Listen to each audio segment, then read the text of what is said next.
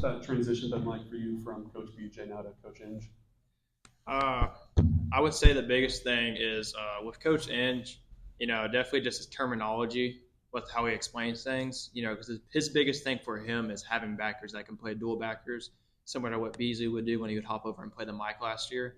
He wants backers that can play both ways, so he tries to simplify the terms for us, so that way we can play either one, and also just being versatile because you never know what could happen throughout the season. Adam?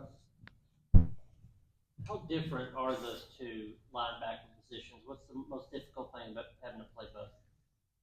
I would say with the will, I would say the biggest thing for the will is that obviously you're a weak side backer, and a lot of times you're going to be dropping back and pass. So being aware of what's going on behind you, because you just as much as you have routes going on to the boundary, you also have things coming from the field. So just being really aware of what's going on around you.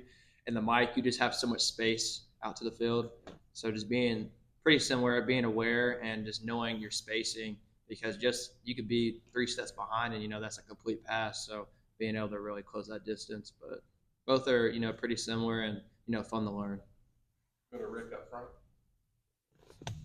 Coach Inge said that you're a guy who's big into preparation. Have you always been like that throughout your football career? Is that maybe something that has come up during your time at Tennessee? Just sort of what's that aspect like for you?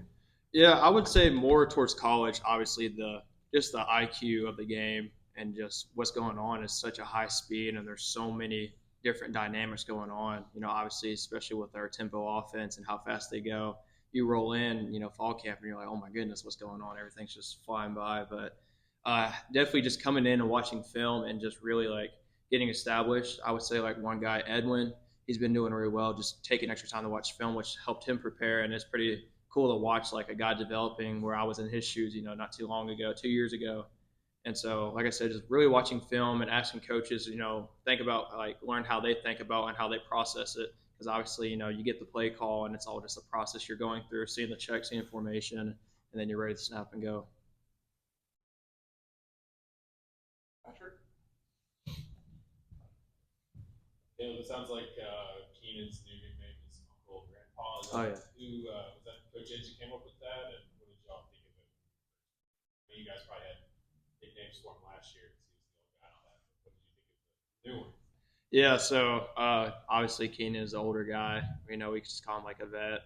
Old head is what Jalen Smith calls him, and always jokes behind it. And then he's heard us messing with him about it, and then he just busted out Uncle Grandpa one day, and that's just kind of stuck with him. So we'll be like, Uncle Grandpa, what you think about this? Just like calling him out, but I think it's pretty funny, and obviously he takes it well because he knows. But that's his unique thing, So. Any other questions? All right. Thank you, Caleb. Yeah, no problem. Thank y'all.